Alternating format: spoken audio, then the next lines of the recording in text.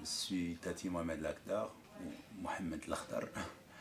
Je suis réalisateur de films et voilà, j'essaye de vivre de ce travail-là. Et qu'est-ce qui vous a amené à Marseille là, pour cette biennale? Alors, je suis venu ici à Marseille pour présenter mes films. J'ai été invité par l'association Le Clou dans le cadre d'une biennale dont j'ai beaucoup de mal à retenir le nom. Histoire, mémoire. Voilà. Et alors, quel film vous êtes venu présenter? Est-ce que vous pouvez nous en dire plus un petit peu? Alors, je suis venu présenter presque la totalité de mes films. Donc, ça va être une rétrospective de mes courts-métrages que j'ai réalisés depuis que j'ai commencé en Algérie et puis le reste des films que j'ai réalisés ici en France, c'est-à-dire depuis que je vis ici en France. Donc, dans ce cadre-là, avec l'invitation de l'association Le Clou, je vais montrer mes films, ou comme j'ai dit, presque la totalité de mes films dans plusieurs espaces ici à Marseille. Et de quoi ils traitent vos films? Alors mes films sont... j'ai commencé par faire de la fiction. Très vite, une thématique était importante pour moi. C'était questionner la notion de l'individu dans la société algérienne. Je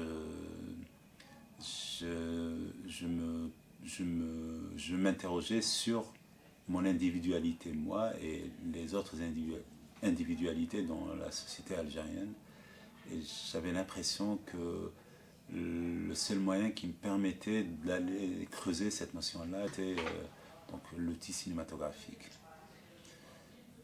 Voilà, donc j'ai commencé par raconter des histoires d'individus, une personne. J'essayais d'approcher un personnage et lui trouver l'éthique, des réflexes individuels pour le distinguer par rapport à la société ou à la masse. Donc voilà le sens que je voulais donner à mes tout premiers films, c'était des courts-métrages de fiction. Après, je suis tombé sous le charme du documentaire et de l'individu, je me suis un peu déplacé vers la question de l'imaginaire. Donc parce que, enfin, il me semble que j'avais compris, en regardant mes films maintenant, je peux dire que j'avais compris que la question de l'individu se passe plutôt dans l'imaginaire et non pas dans l'actuel ou dans voilà.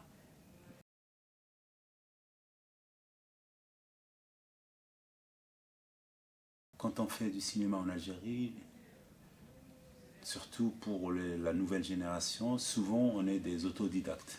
C'est-à-dire on vient au cinéma par passion, par découverte.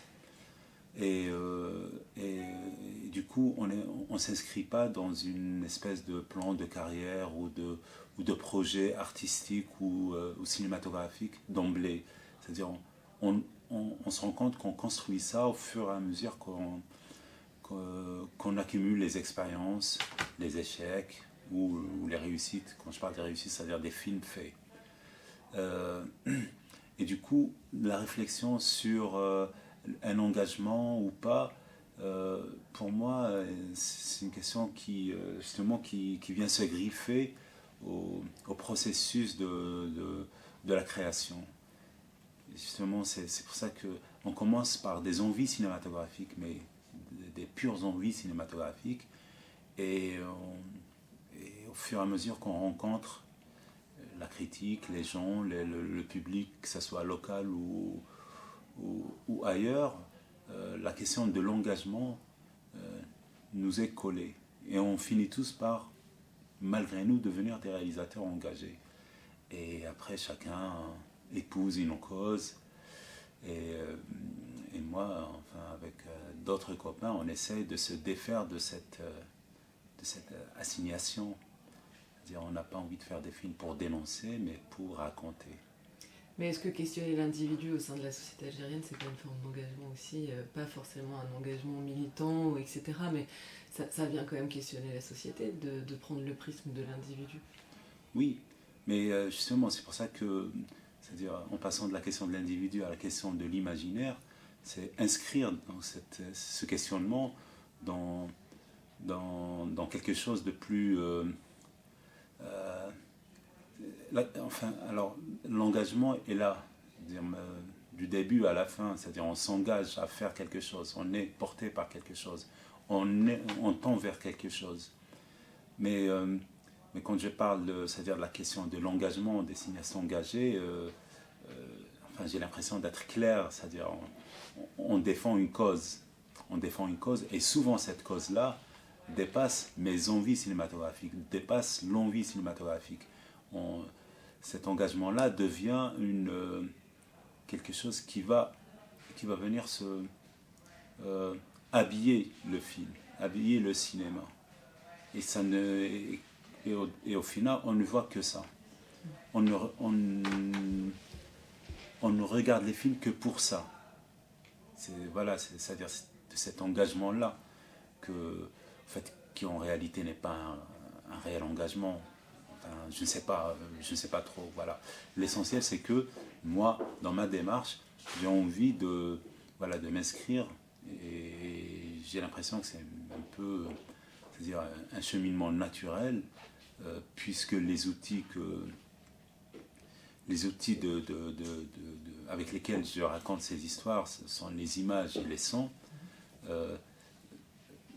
vont à la rencontre d'un imaginaire individuel et collectif. Et la question de l'individu, elle est, c'est-à-dire complètement centrale dans cet imaginaire-là, parce que elle définit justement le nœud qu'il y a justement entre l'individu et la société. Comment ma société dans laquelle j'ai grandi s'organise autour de cet équilibre-là. Voilà à peu près ma démarche.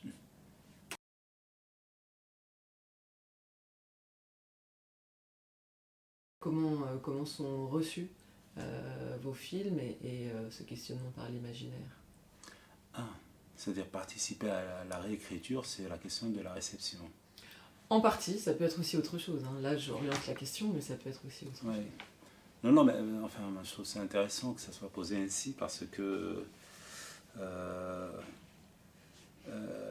c'est-à-dire la question de la réception est problématique, justement. C'est à cause de cette question de l'engagement. C'est-à-dire, en parlant de films, pour moi, c'est-à-dire les films restent muets tant qu'on ne les a pas vus, on ne les a pas partagés. Il y a une autre façon que de garder les films muets, c'est de ne pas les voir. C'est-à-dire on les voit, mais on ne les voit pas. Et du coup, c'est-à-dire la question de la réception, elle est elle-même problématique. C'est-à-dire comme si c'est essayer de déplier cette façon avec laquelle on reçoit les films, ou on attend les films, on les accompagne, peut-être pour pouvoir imaginer ou réfléchir à comment faire ces films, la façon avec laquelle il faut les faire. Parce que moi, c'est-à-dire, j'ai l'impression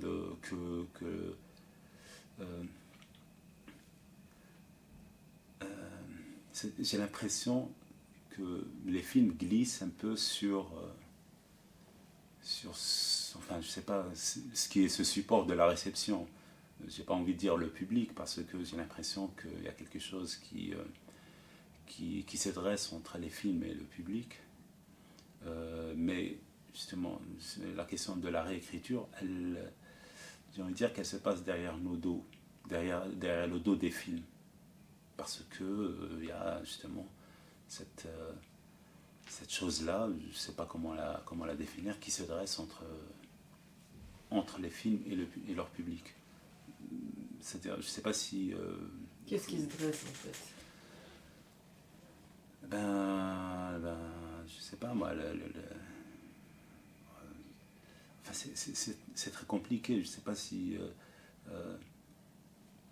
en Algérie, il n'y a pas de salle. C'est-à-dire qu'il faut se battre pour que les films soient vus. C'est pas faute de public. Les gens, voilà, ils sont là.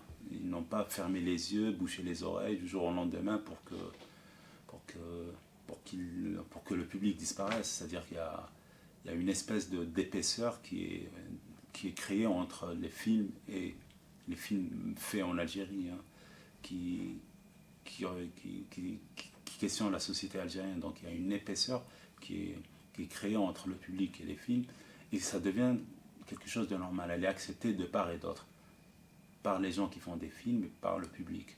Le public dit naturellement, il n'y a pas de film algérien. Et les gens qui font des films pensent naturellement qu'il n'y a pas de public en Algérie. Donc voilà ce qui est pour moi, c'est-à-dire ce qui est dressé entre les...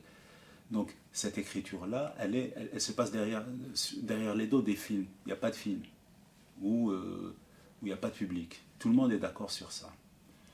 Après, ailleurs, c'est-à-dire quand on va chercher ailleurs le public, c'est une autre épaisseur qui se crée, qui empêche cette écriture ou cette réécriture, si vous voulez. C'est que les films, ils sont là comme support pour nous renseigner sur une évolution ou sur une aberration. Quand il ne s'agit pas d'aberration, oui, quand il ne s'agit pas d'aberration, ben, les films n'ont pas lieu d'être. Je parle essentiellement de l'Occident. Et du coup, moi, j'aimerais bien vous dire que voilà ce que ma démarche propose comme réécriture, mais elle va être complètement, c'est-à-dire inaudible. Enfin, voilà, c'est... Mais le fait d'être là, est-ce que ça la rend pas un peu plus audible quand vous êtes là pour les projections, quand il y a un échange? Est-ce que c'est pas une manière d'abaisser un peu ce... Vous savez quoi, je vais être honnête avec vous, j'ai l'impression que c'est l'éternel échec. Je viens là en me disant, je vais montrer les films, je vais discuter des films et je vais avoir des retours. Et ça se passe pratiquement à chaque fois de la même façon. C'est une espèce de... Ouais, une espèce de combat perdu d'avance, mais l'intérêt, c'est de... L'intérêt du combat est dans le combat lui-même, même si on sait qu'il est perdu d'avance. C'est... Voilà, non. Parce que le socle de l'imaginaire n'est pas le même, parce qu'il y a une incompréhension de fait, ou pourquoi il est perdu? C'est pas le socle de l'imaginaire qui n'est pas le même, et c'est pas parce que le socle de l'imaginaire n'est pas le même que ça pose problème. Au contraire normalement. C'est que il y a une espèce de jonction un peu forcée des imaginaires. Je vais parler simplement. Hein, moi, en tant qu'arabe, en tant qu'Algérien, je suis censé répondre à des questions. Si je ne réponds pas à ces questions, ou si j'évoque d'autres questions, je sors du radar. Enfin, pas moi personnellement, mais je parle du film. Le film sort du radar. Il n'est pas... Vous savez, j'ai fait un film dans un espace clos, c'est-à-dire c'est un huis clos, et on m'a dit en quoi c'est un film algérien. Voilà. En quoi c'est un film algérien? Ben, parce qu'il n'y a pas de huis clos en Algérie. Il ne se passe rien dans les huis clos. Enfin... Oui. J'avais rencontré la même chose au Liban. S'il n'y avait pas la guerre libanaise, c'est que c'était pas un film libanais.